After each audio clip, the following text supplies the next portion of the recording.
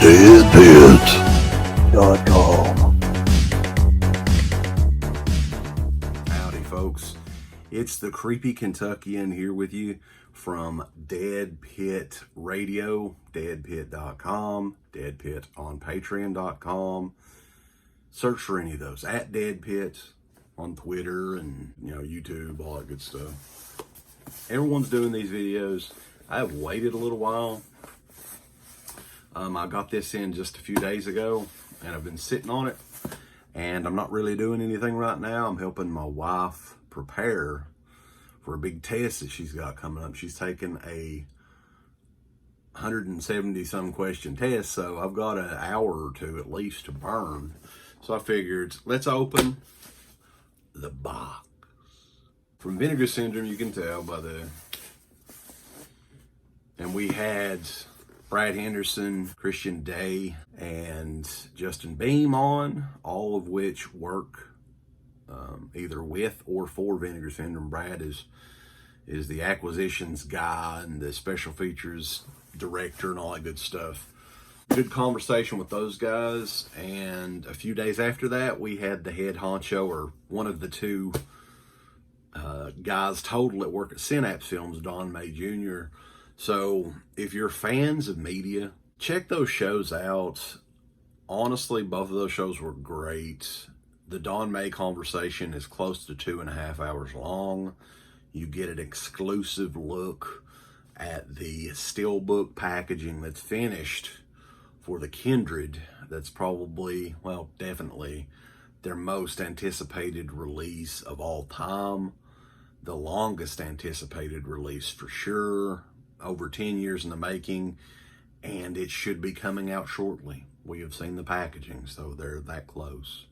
That being said, let's get to this box. And what do we need when we have a box? It's a knife. And this box cutter, I'm naming it Miko. So myself and Miko are going to open the box. Waited on this stuff about a month. This is the halfway to Black Friday stuff. So let's see what we got here.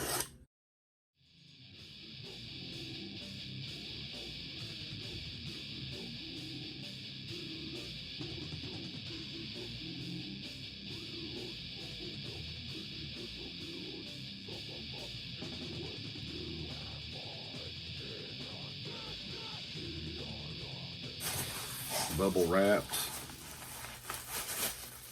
all that. There we go. Let's get into these, because a lot of these, to be quite honest with you, I know I'm getting pretty bad because I have a lot of stuff that I purchased throughout the month of June that I'll be doing for a separate video. But the Vinegar Syndrome stuff is all here, baby. That's what we're doing. So the first one up, Dolly Dearest, and the slip cover I think is sold out. It's one of them that did sell out. My thing is the DVD, which I sold, I'm starting to do that because this rack back here holds about 1,000, probably about 1,200 Blu-rays if I had only Blu-rays on there. Starting to fill up. I sold Dolly Dearest on DVD for the same amount that I paid from Blue Underground, Vinegar Syndrome. I sold it for around $18 with shipping, and this was like 20 bucks, I think, on sale. This movie is not very good, but it's kind of fun. Kevin Yeager, the guy that did Chucky, also designed Dolly Dearest. The DVD that I had was full frame. This one is, I guess it was a theatrical. I don't know if it was shown theatrically, but it's 185 to 1 aspect ratio. Has some cool special features on it. I finally got it before the slipcover sold out. Very nice. Vinegar Syndrome slips are really good. Another one that I picked up just based on recommendation from Born to Be Rad, my buddy Garrett over on YouTube. Check him out. Born, the number 2, B-E, Rad. He said, you got to check this one out. It's The Caller. I'm not a big Malcolm McDowell fan, to be quite honest with you. But he said this one was really good. Madeline Smith is also in this. This is one of the many Vinegar Syndrome releases that I have never heard of before in my life. But I picked it up just based on his recommendation. We kind of like the same sort of thing. Another one that I was meaning to pick up for a while and never really got to it. And this was one of the legacy slips I think they do for every sale for almost everything. Aside from Madman, they have never done a slip cover for Madman. I fucking have no idea why. I confronted Brad from Vinegar Syndrome on that. I know that's not his department, but, you know, I'm like, dude, Madman deserves, not only needs, but it deserves one of these pretty slip covers, baby. Nightmare Weekends. I'm thinking I have seen this, but it's been a little while. It's got a little bit of a metallic aluminum foil top embossed slip.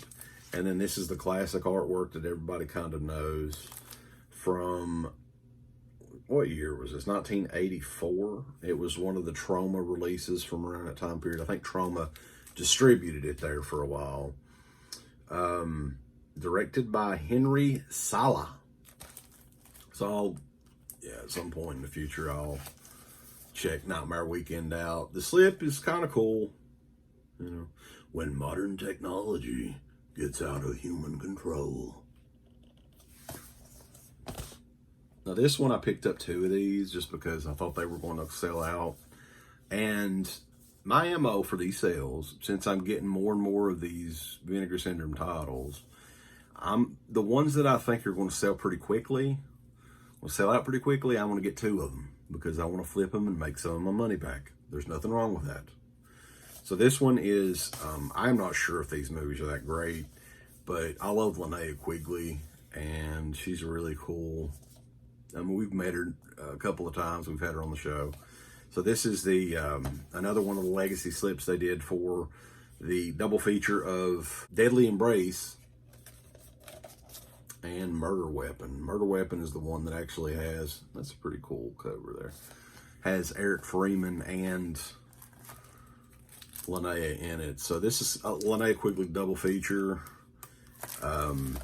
Again, I have heard these movies aren't the best, but I bought 2 of them because I'm thinking this one is going to sell out pretty quickly. I don't know how many is left of these, but I bought 2 of those, one to resell at a later date. And you're safe on almost all of these if you buy a couple. You want to hang on to one for a while, except for Lust in the Dust, baby. That one's never going to sell out because nobody gives a damn about Lust in the Dust. I had actually purchased the DVD in this lot of stuff as well from the AGFA label and Bleeding Skull. This is one that I remember the VHS artwork as a kid. I had never watched this, and I watched the trailer for this thing, and it looks like something I would totally love. I don't think this one was on sale at all for whatever reason. I think it was like 15 bucks, and that's what it's normally priced at. But I said, fuck it, I'm getting it. And that is Blood Lake. It's a shot on video movie. I don't think it would ever come out on Blu-ray anyway. So I decided to pick it up. It looked like fun. It looked like something that I would appreciate for sure. So I grabbed that one as well. And I picked up an extra one of these to resell. The Beastmaster VSA release, which these are really, really nice. As it turns out, see, what I was thinking with these VSAs is that they weren't getting re-released, and they aren't, but they're doing a standard Beastmaster edition. That kind of sucks, but hopefully I can still sell this, make some of this money back that I'm spending. So eventually I'm probably going to sit on it a little while, put it up maybe around the fall, maybe October, November, whenever they are doing their Black Friday sale. I'm sure another VSA will be out around that time. And you know how collectors are. They missed out on Beastmaster and now they need it. So $100 Beastmaster. This is one that I think fell victim to just a horrible name. The name of it, it's like, it would make you think of like Clue or something like that. And then the artwork on it, I'm not a big fan of. The trailer actually looks really good for it though, the preview that they've got up. So I grabbed it. It's a slasher movie from the early 80s, so I cannot say no to it. It's from 1982, directed by William T. Nod. Don't get him confused with William G. Nod. And this one did sell out, I believe the slip did. It is Who Done It? I think it was also called Island of the Dead, which I have no clue why they chose to re-release it as Who Done It, not Island of the Dead. It is what it is. But that kind of looks like modern day PJ Souls on the cover. Not really sure what's up with that, but yeah, the artwork's not the best, and I think that's why it probably stuck around for quite a while. It came out like a year ago, I think. So Who Done It? It looks like a really cool movie, but the name and the artwork on it's not the best. I decided to get a few that did not have the slip covers that I've been wanting to check out. I am not a slip snob. I know some people are. This one right here was crazy cheap, and it's a really good movie actually. Synapse Films came out with it a few years ago on DVD. It is the Christmas horror classic Christmas Evil, and that's some really sweet artwork there. The director of Christmas Evil, Lewis Jackson, we actually had on the radio show way back in the day. The interviews on the Dead Pit on Patreon websites. If you want to join that, you can get all the old shows and stuff starting in 2005 on for $5. Christmas Evil, though, that's one that I'm saving for December, and it gives me a good excuse for the wife to check it out, check some horror out around Christmas time, which oddly enough, aside from October, that's my favorite month to watch horror movies, is in December. So saving Christmas Evil for sure for that. This one is just a recommendation because everybody loves this. I finally picked up Bloodhook, and this is another trauma movie that Vin Sen got a hold of for release. The trailer does look amazing, and yeah, I want to check it out probably this summer. And the last one I've also heard really good things about.